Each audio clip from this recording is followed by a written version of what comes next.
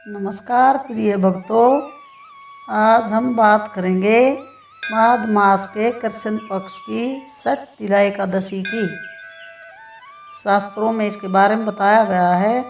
यह व्रत मनुष्य के सभी पापों का नाश करता है, रोग और दरिद्रता को दूर करता है और मोक्ष का मार्ग दिखाता है।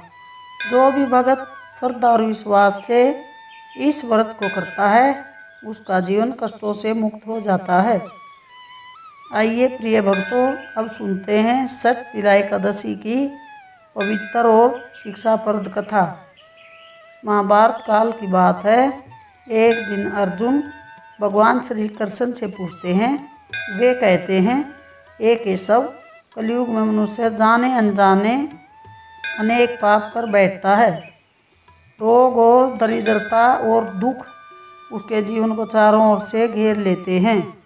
प्रभु कृपया ऐसा कोई व्रत बताइए जो साधारण गृहस्थ भी कर सके और अपने पापों से मुक्त हो सकें। श्री कृष्ण मंद मंद मुस्कुराते हुए करुण स्वर में कहते हैं, पार्थ, मैं तुम्हें षठ तिला एकादशी की एक प्राचीन कथा सुनाता हूँ।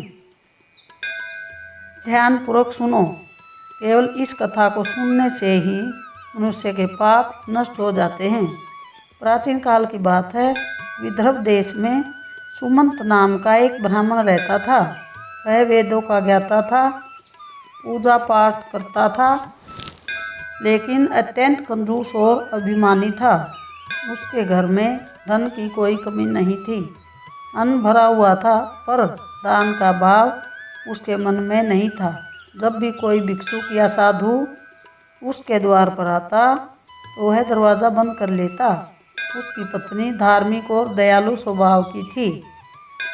एक दिन उसने विनम्रता से कहा, स्वामी, ईश्वर ने हमें इतना कुछ दिया है, यदि हम थोड़ा सा दान कर दें तो क्या हमारा कुछ कम हो जाएगा? सुमंत ने कहा, क्रोधित होकर कहा, धन दान के लिए नहीं होता। समय बीतता गया, सुमंत का अहंकार बढ़ता गया। कुछ समय बाद सुमंत गंभीर रोग से ग्रसित हो गया।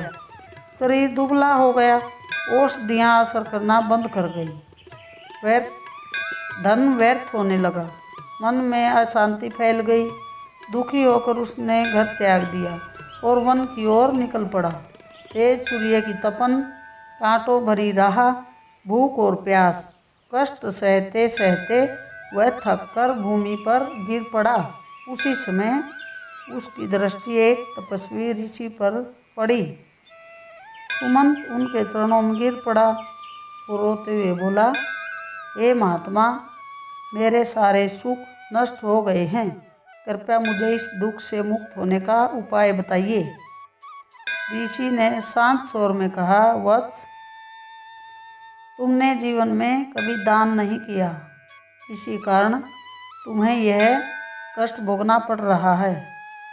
माघ मास के कृष्ण पक्ष की षठ तिला एकादशी का व्रत करो। इस दिन तिल मिश्रित जल से स्नान करना, तिल का दान देना, भगवान विष्णु का पूजन करना, तिल सेवन करना और रात्रि में जागरण करना। यह 6 तिल कर्म तुम्हारे सभी पापों को नष्ट कर देंगे। एकादशी के दिन सुमंत ने प्रातःकाल तिल मिले जल से स्नान किया, स्वच्छ वस्त्र धारण किए, घर में दीप प्रज्वलित किया, भगवान विष्णु के चरणों में तिल, पुष्प और जल अर्पित किया। पूरा दिन उपवास रखा, मन ही मन अपने पापों की क्षमा मांग रहा। रात्रि में भजन कीर्तन करते हुए जागरण किया।